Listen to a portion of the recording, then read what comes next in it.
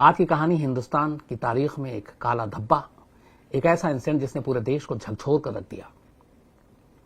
लक्ष्मणपुर बाथे नरसंहार, आप में से बहुत सारे लोगों ने सुना होगा। लक्ष्मणपुर बाथे नरसंहार ये गांव का नाम है, एक लक्ष्मणपुर, जहां पे इसी जातीय लड़ाई ने ऐसा खूनी खेल खेला जिसकी दूसरी मिसाल नहीं मिलती है। रात के अंधेरे में 30 नवंबर की बात है। 30 नवंबर लगभग आधी रात से ज्यादा बीत चुका। 30 नवंबर और 1 दिसंबर 1997। बहुत सारे लोग 3 नाव पे सवार होते हैं और वो तमाम लोगों के पास सारे हथियार थे और वो 3 नाव पे बैठते हैं जिनको 6 मल्लाह चला रहे थे। बड़ी खामोशी के साथ दर्जनों लोग हथियारों से लैस नाव में बैठकर नदी के दूसरी तरफ पहुंचते हैं जहां पे लक्ष्मणपुर बाथे गांव है। सुबह सुबह, बल्कि अभी सूरज ने दस्तक भी नहीं दी थी, रात का ही अंधेरा था। ये तमाम लोग नदी के किनारे उतरते हैं नाव से और जो पहला काम करते हैं वो ये कि जिन नाव पर बैठकर ये आए थे, 3 नाव पर जिसमें 6 मल्लाह थे, नाविक थे जो नाव चला रहे थे, उन 6 के 6 लोगों को मार डालते हैं। उसकी वजह ये थी ताकि इनकी मौत के बाद कोई भी उस गांव में जो उस वक्त लोग सो रहे हैं, किसी को खबर ना दे कि आगे क्या होने वाला अगले कुछ घंटों में। इसके बाद ये सारे लोग नाव से उतरते हैं, गांव के अंदर दाखिल होते हैं। ये गांव पिछड़ी जातियों का था और इसके बाद वहां अगले 3 घंटे तक इतनी गोलीबारियां होती हैं, इतने चाकू छुरी चलते हैं कि आप सोच भी नहीं सकते। 3 घंटे तक हिंसा का नंगा नाच खेला जाता है। घरों से लोगों को घसीट घसीट कर बाहर लाया जाता है, गोलियां मारी जाती हैं। 3 घंटे के बाद उस गांव में 58 लाशें गिरी हुई थी। शायद इस गांव में ज्यादा लोग भी नहीं थे, होते तो वो भी मारे जाते। 58 लाशें गिराने के बाद ये तमाम लोग वहां से निकलते हैं, जिसमें से जो मारे गए थे 27 महिलाएं थीं, 10 बच्चे थे और इन 27 महिलाओं में से करीब 10 प्रेग्नेंट थी, गर्भवती थी। तो मतलब 10 दूनी 20 इंसानी जान। और 58 लोगों की मौत हुई, 27 महिलाएं, 10 बच्चे, 37 ये और बाकी करीब 21 पुरुष थे। गांव में घर के घर उजड़ गए। कई घर तो ऐसे थे जिनका कोई वारिस नहीं बचा। अगर घर में 5 लोग थे एक ही परिवार के, उन 5 को मार डाला गया। किसी घर में 6 थे, उनके पूरा खात्मा कर दिया गया। खून पूरे गांव का लाल हो चुका था। इसके बाद ये सारे जो हत्यारे थे ये उसी नदी के रास्ते, उसी बोट से, उसी नाव से जिससे ये वो आए थे, वापस जाते हैं और उसके बाद अपने अपने रास्ते हो लेते हैं। सुबह की रोशनी के साथ ये खबर पूरे बिहार में पहले फैलती है और बिहार के साथ पूरे देश में फैलती है। और उस वक्त के आर नारायणन देश के राष्ट्रपति थे। जब उन्हें ये बात पता चली तो उन्होंने एक राष्ट्रीय शर्म का नाम दिया था इस घटना को। मुख्यमंत्री राबड़ी देवी थी, लालू प्रसाद यादव की पत्नी। जब उन्हें पता चला, इधर गांव में जब इस कत्लेआम के बारे में खबरें फैलने लगी, मीडिया वहां पहुंच गई, तमाम नेता वहां पहुंचने लगे। यहां से फिर राजनीति शुरू होती है। जो गांव था पिछड़ी जातियों का, उसके सारे जो लीडर थे वो भी पहुंचते हैं। उसका एक विरोध प्रदर्शन शुरू होता है और किसी का भी अंतिम संस्कार नहीं किया जाता है। 3 दिन के बाद मुख्यमंत्री राबड़ी देवी लक्ष्मणपुर बाथे गांव पहुंचती हैं और तब जाकर जो 58 लोग मारे गए थे उनका अंतिम संस्कार होता है। इस मामले को लेकर पूरे देश में एक गुस्सा भी था, एक शोक भी था। और 90 के दशक में जब ये हुआ, चूंकि 97 की बात है ये, तो बिहार में उस वक्त वैसे ही जातीय नरसंहार का दौर था। एक के बाद एक ऐसी घटनाएं हो रही थी। कहीं पिछड़ी जातियों के लोग अगली जाति के लोग आकर मार रहे थे, अगली जाति के लोग पिछड़ी जातियों को मार रहे थे। और ये सारी चीजें क्यों हो रही थी? क्यों एक साथ गांव में 3 घंटे तक एक तरह से एक हिंसा का नंगा नाच खेला गया? कानून, पुलिस सारे गायब और हथियारों को जैसे मन किया उन्होंने वैसे मारा और वहां से निकल गया 58 लाशें गिराने के बाद। अपने आप में सोच कर ही बड़ी हैरानगी होती है कि आज आजाद देश में जब हमारे यहाँ सब कुछ है, लॉ एंड ऑर्डर है, पुलिस है, थाने हैं, उसके बाद भी एक पूरे गांव को घेर कर घरों से निकाल कर उन्हें इस तरीके से मारा जाता है और कोई उनकी मदद के लिए नहीं आता। इसको लेकर बहुत हंगामा हुआ, सब कुछ हुआ।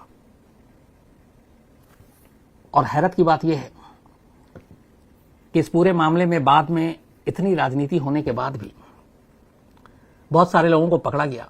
2010 में 16 लोगों को इसका गुनहगार ठहराया कोर्ट ने, पटना की एक अदालत ने, लोअर अदालत ने। और इन 16 लोगों में से 16 नहीं बल्कि 26, जिसमें से 16 को सजाए मौत दी और 10 को उम्र कैद की सजा दी। 26 लोग गुनहगार थे, 16 को फांसी की सजा और 10 को उम्र कैद की सजा 2010 में। लेकिन ये मामला हाईकोर्ट गया और ये देखिए कि 58 लाशें, 58 खून। निचली अदालत ने उनमें से 16 को मौत की सजा दी, 10 को उम्र कैद की सजा दी। लेकिन पटना हाईकोर्ट में जब ये मामला पहुंचा तो अदालत ने सबूतों के अभाव में इन तमाम लोगों को बरी कर दिया। किसी को कोई सजा नहीं हुई, फांसी तो दूर, उम्र कैद भी नहीं हुई। इसको लेकर तमाम राजनीति हुई, सारी चीजें हुई। अब लेकिन सवाल यह था कि क्यों एक गांव के 58 लोगों का कत्लेआम इस तरीके से किया गया और वो कातिल कौन थे और वजह क्या थी। बिहार में जैसे आपको मैंने बताया कि 90s के दशक में जाति के नाम पर खून खराबा लगातार हो रहा था। उस वक्त भाकपा माले जो एक संगठन थी उसने काफी मजबूत थी और कुछ इलाकों में जो बहुत ही पिछड़े इलाके थे वहां के उन किसानों की उसने नुमाइंदगी करनी शुरू कर दी, पिछड़े, दलित, इस तरह के किसानों की। भाकपा माले का यह था कि जो किसान है, जो गरीब है, उनके ऊपर जो बड़े अगड़ी जाति के लोग हैं, ऊंची जाति के लोग हैं, ठाकुर और तमाम लोग, श्रवण लोग, और जो जमींदार हैं बड़े बड़े, वो जमींदार इन गरीबों पे जुल्म कर रहे हैं। खेती इनसे कराते हैं, मजदूरी इनसे कराते हैं, लेकिन बदले में उनका हक नहीं देते। तो भाकपा माले ने कई इलाकों में बिहार के एक आंदोलन चलाया और उसने फिर ये आंदोलन धीरे धीरे हिंसक रूप ले लिया। उसने तमाम पिछड़ी जातियों को, लोगों को इकट्ठा किया और जिन खेतों में वो काम करते थे फिर धीरे धीरे उसने उसको पूरा एक तरह से लाल इलाका घोषित कर दिया। भाकपा माले के लाल इलाका घोषित करने का मतलब यह था कि उन जमीनों पर जाकर वो लाल झंडा लगा देते और सीधे सीधे धमकी देते थे कि ये जमीन और इसकी खेती जो है वो उनका हक है, जो इस पे मजदूरी और खेती करते हैं, यानी कि जो पिछड़ी जाति के लोग हैं, जो गरीब गुरबा हैं। तो इस पे अगर किसी ने अपना दावा ठोका या और किसी ने खेती करने की कोशिश की, अनाज काटने की कोशिश की, तो फिर वो जान से जाएगा। और ऐसी बड़ी खूनी झड़पें हुई जिसमें बहुत सारे लोग मारे गए। तो भाकपा माले ने एक तरह से एकजुट किया और ये हिंसा शुरू हुई और धीरे धीरे जो बड़े किसान थे, जमींदार थे, वो डरने लगे। कहते हैं कि बहुत सारी ऐसी चीजें हुई, किसान जो बड़े थे उनकी शादी ब्याह, फंक्शन, समारोह, इन सब तक पर एक तरह के खौफ का साया फैल गया और कोई भी मुंह खोलने के लिए तैयार नहीं था। माले जो है वो लगातार उनके ऊपर हमले कर रही थी और माले का ये कहना था कि वो सिर्फ उनके गरीबों का हक दिलाने की कोशिश कर रही है। उनकी जो जमीन है, उनकी जो मजदूरी है, जो बेसिक राइट्स है, बड़े किसानों और जमींदारों ने उसके ऊपर कब्जा कर रखा है। तो वो उन गरीबों के हक के लिए लड़ाई लड़ रही है।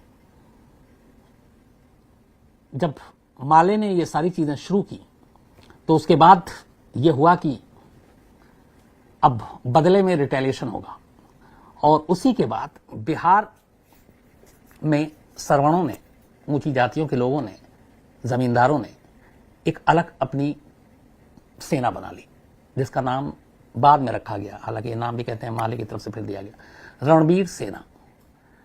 रणबीर सेना का काम यह था कि वो जितने भी बड़े अमीर जमींदार, ऊंची जाति के किसान थे, उन लोगों को एकजुट करना और माले से निपटना। और फिर इन लोगों के बीच में अक्सर झड़पें होने लगी। तो माले ने गरीबों के नाम पे, गरीब किसानों के नाम पे, उनका हक दिलाने के नाम पे पार्टी बनाई। ऊंची जातियों के लोगों को मारना पीटना शुरू किया, दमन करना शुरू किया। बदले में अब ऊंची जाति के लोगों ने, जमींदारों ने अपनी एक सेना बनाई रणबीर सेना के नाम पर और उन्होंने अब खून की होली खेलना शुरू कर दिया। करीब 5 साल तक इन दोनों के बीच में कहते हैं कि बहुत जबरदस्त खूनी झड़पें हुई और इसमें बहुत सारे लोग मारे गए। हालांकि बिहार सरकार ने फिर बाद में रणबीर सेना के ऊपर पाबंदी भी लगा दी, लेकिन ये झड़पें जारी रही। और इसी दौरान में 1995 में मध्य बिहार के भोजपुर जिले के गांव बेलौर में रणबीर सेना की पहली बार स्थापना हुई थी 1995 में। और इनका टारगेट सिर्फ एक था और वो ये था कि जो भाकपा माले जो एक संगठन है, और इसको ये भी है कि नक्सलियों का पूरा सपोर्ट था, क्योंकि नक्सलियों का भी शुरू से ये था कि जो रोजी रोटी जो बेसिक अधिकार, मौलिक अधिकार है, उसके लिए लड़ना, उसके लिए गरीबों के साथ लड़ना, उनके साथ मिलकर लड़ना। तो यहीं से इन दोनों के बीच में ये झड़प शुरू हुई और इस झड़प का सबसे खूनी अंजाम जो सामने आया, जमीन के नाम पे एक गुट बनी, जाति के नाम पे, गरीबों के नाम पे, पिछड़ी जाति के नाम पे। अगली जातियों ने अपना गुट बनाया, रणबीर सेना। तो एक तरफ भाकपा माले भी वही कर रही थी जो दूसरी तरफ रणबीर सेना ने करना शुरू किया। नक्सलियों का सपोर्ट माले को था। तो इन सारी चीजों ने पूरी जाति सिस्टम को ही एक तरह से आमने सामने कर दिया, एक लकीर खींच दी। और ये आज भी हमारे देश में सच है कि ये ऊंची जाति का है, ये नीची जाति का है, ये दलित है, ये ठाकुर है, ये जमींदार है, ये किसान है। इन चीजों ने ऐसी चीजें खाई पैदा की कि दो ऐसे संगठन बने, और दोनों बने ही लोगों की भलाई के नाम पर या रक्षा के नाम पर, लेकिन दोनों खून खराबा, जिनका कानून में कोई भरोसा नहीं। और उसी का नतीजा था ये लक्ष्मणपुर बाथे कांड, जिसमें भाकपा माले को सबक सिखाने के लिए और उनके समर्थकों को सबक सिखाने के लिए लक्ष्मणपुर बाते गांव पर हमला किया गया और उसके बाद वहां 58 लोगों को मारा गया। इस पूरे मामले में पूरे देश में जो गुस्सा था उस वक्त वो तो था ही था। बहुत सारी चीजें हुई, फिर जाति को लेकर फिर सरकार भी थोड़ा ये हुआ कि इस तरह की चीजें बाकी ना हो, कानून भी थोड़ा सख्त हुआ। लेकिन कुल मिलाकर लक्ष्मणपुर बाथे में एक ऐसी महिला नहीं बची थी जो वंश को आगे बढ़ाती। जो खुश नसीब थे जो बचे थे वो उस रात उस गांव में नहीं थे, बल्कि दूसरे गांव में अपने रिश्तेदारों से मिलने के लिए गए थे। इस कांड के बाद बहुत सारे लोगों ने उस गांव में आना छोड़ दिया, अपना आशियाना छोड़ दिया। बहुत सारे लोग भागकर पटना चले गए, कुछ और जगहों पर चले गए। सरकार से उन्हें उम्मीद थी कि कुछ सरकार मदद करेगी, सरकार ने मुआवजे की बात की, लेकिन उनके परिवार से जाके पूछे तो बहुत सारे लोगों को सरकार भी वक्त की नज़ाकत को देखते हुए, जब मामला गर्म था, सब कुछ कहा, लेकिन फिर बाद में पैसे तक नहीं मिले। और ये ऐसे ही इतिहास के पन्नों में ये मामला लक्ष्मणपुर बाथे कांड जो है वो दर्ज हो गया। 58 लोगों की मौत के बावजूद सजा छोड़िए, मुआवजा छोड़िए, कुछ नहीं हुआ। और तो और वो जाति प्रथा भी नहीं बदली। आज भी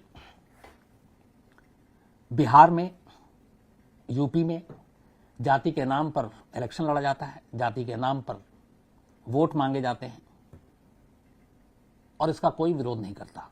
बल्कि विरोध करेगा कौन? जो पॉलिटिकल पार्टी है हमारी, वो भी जो कैंडिडेट को टिकट देती हैं देख कर देखती हैं सारा गणित कि जिस इलाके से इसको टिकट दे रहे हैं उस इलाके में किस जाति के कितने वोटर हैं, किस धर्म के कितने वोटर हैं।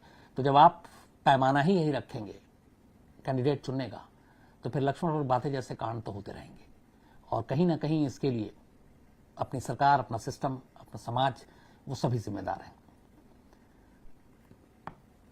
बिहार में चुनाव है, 3 फेज में चुनाव होने, चुनावी रैलियां जोरों शोर पर है। तो बहुत सारे लोगों ने क्राइम तक फैमिली के ही कहा था कि इस जाति सिस्टम, क्योंकि अभी भी आवाज है, जैसे आपको याद होगा सुशांत सिंह राजपूत केस, एक बहुत शोर उठा था कि सुशांत सिंह राजपूत केस को इसलिए जिंदा रखा जा रहा है या इसलिए इसमें सारी बातें हो रही हैं क्योंकि बिहार में चुनाव है। तो अब सवाल यह है कि बहुत सारे लोग आप जानते भी होंगे, बहुत सारे जिनको नहीं पता है, तो एक सवाल है कि सुशांत सिंह राजपूत की मौत का बिहार के चुनाव से क्या रिश्ता? सुशांत सिंह राजपूत एक एक्टर, लेकिन पूरे देश के एक्टर हैं, पूरे देश के लिए सितारे हैं वो। हाँ, पटना, बिहार में उनकी पैदाइश, पटना में उनका परिवार रहता है, तो सिर्फ इसलिए कि वह बिहार से निकलकर उन्होंने फिल्म इंडस्ट्री में अपना नाम कमाया है, यही असर है? तो नहीं। सुशांत सिंह राजपूत एक राजपूत थे, तो बिहार के चुनाव में राजपूत वोट बैंक को एकजुट करना, राजपूत वोट को हासिल करना, तो उसके लिए ये बताना, एक का ये कहना कि देखो हम सुशांत की मौत की लड़ाई लड़ रहे हैं, दूसरे का ये क्रेडिट लेना कि लड़ाई हमारी वजह से लड़ी जा रही है। तो कहीं ना कहीं एक एक्टर की मौत को भी किस तरीके से राजनीति में या चुनाव में भुनाया जाता है, ये बेस्ट एग्जांपल है बिहार का चुनाव। और बाकायदा बहुत सारे पोस्टर ऑलरेडी पूरे बिहार में छपे हुए हैं जहां पे है कि सुशांत को इंसाफ दिलाकर रहेंगे, सुशांत को हम इंसाफ दिलाएंगे, सुशांत के लिए हम लड़ रहे हैं। तो अब बात समझ में आती है कि सुशांत सिंह राजपूत की मौत बिहार चुनाव में मुद्दा क्यों और कैसे। ये पोस्टर, ये नेताओं के बयान, रैलियों में उनके भाषण, ये अब जाहिर करते हैं कि ये सारी चीजें हैं क्या। तो आज भी करीब 23 साल हो गए लक्ष्मणपुर बाथे कांड को, 1997, 30 नवंबर और 1 दिसंबर के दरमियानी 3 घंटे की ये पूरी वारदात। लेकिन 23 सालों में सूरत भी नहीं बदली, सीरत भी नहीं बदली, जाति आज भी वही है, सोच आज भी वही है और राजनीति आज भी वही है। तो मुझे लगा बिहार चुनाव के मौके पर थोड़ा सा हटकर इस लक्ष्मणपुर बाथे कांड को भी याद कर लिया जाए, क्योंकि अगर आज़ाद हिंदुस्तान में देखें तो ऐसी बड़ी कम मिसाल मिलती है जहां पे जाति के नाम पर इस तरीके से कत्लेआम किया गया हो। इसलिए लक्ष्मणपुर बातें नरसंहार कहते हैं इसको। तो दुआ यही है कि ऐसा ना हो, ये जाति, ये धर्म, ये ऊंच नीच, ये भेदभाव, ये हमारे समाज से खत्म हो। और असल में इसके लिए हम लोग भी जिम्मेदार हैं। उसकी वजह क्या है कि हम लोग भेदभाव खुद शुरू करते हैं। हम भेदभाव कहां से शुरू करते हैं? हम भेदभाव अपने बच्चों में करते हैं। एक अगर पढ़ने में तेज है और दूसरा कमजोर है तो हम उसको ताने मारते हैं, देखो उससे सीखो, तुम्हारा भाई या तुम्हारी बहन कितना इंटेलिजेंट है, कितने अच्छे नंबर ला रही है। तब हमारा जो नजरिया है उन दोनों के बीच में वहीं से एक भेदभाव पैदा कर देता है। बेटा और बेटी में भेदभाव, कि हमें बेटा चाहिए, एक बेटी हो गई, तो अब वहां लड़का और लड़की के बीच में आपने भेदभाव कर दिया। समाज में तो कर ही रहे हैं आप, देश में भी भेदभाव कर रहे हैं इसी तरीके से। ऊंच नीच को लेकर भेदभाव, मर्द औरत को लेकर भेदभाव। लड़कों को तो हम सारी चीजें कहते हैं कि तुम्हारे लिए सब आजादी है, जाओ ये सब करो। लड़कियों को नसीहत देते हैं कि तुम्हें कैसे रहना है, कैसे उठना है, कैसे बैठना है, क्या पहनना है, कब घर से निकलना है, कब वापस लौटना है। लड़कों के लिए ये सब जरूरी नहीं है। तो ये सारी चीजें हमें बचपन से ही ये भेदभाव का आदी बनाया जाता है। और यही भेदभाव फिर हम अपने इर्द गिर्द पूरे समाज में देखते हैं। जो भेदभाव लड़का लड़की, मर्द औरत से शुरू होती है, दो बच्चों के बीच की पढ़ाई और उनकी अक्लमंदी और कम अक्लमंदी से शुरू होती है, वही समाज में आगे बढ़कर फिर हम जाति के तौर पर देखते हैं, हम धर्म के तौर पर देखते हैं, हम इलाके के तौर पर देखते हैं, हम चुनाव में कैंडिडेट के तौर पर देखते हैं, हम नाम के तौर पर देखते हैं। और यही चीजें हमें बर्बाद कर देती हैं। अफसोस की बात यह है कि आज इतने साल आजाद इस देश को हुए हो गया, लेकिन हम इन सोच से, इस भेदभाव के सोच से अभी तक बाहर नहीं निकले। हालांकि हमेशा एक चीज याद रखिए कि ऊपर वाले ने जब इंसानों को बनाया, हम सबको बनाया, तो उसने कभी भेदभाव नहीं किया। ऊपर वाले ने कभी इंसानों में भेदभाव नहीं किया। ये भेदभाव हम इंसानों ने खुद बनाया, हमने पैदा किया। हमने अलग अलग कानून लिखे, हमने अलग अलग सोच लिखी, हमने अलग अलग लोगों से कहा कि तुम ऐसे हो और ये ऐसा है। तो ये भेदभाव ऊपर वाले ने भी नहीं बनाया, हमने बनाया। कब खत्म होगा मालूम नहीं, लेकिन मेरी दुआ यही है कि जल्द से जल्द ये खत्म हो।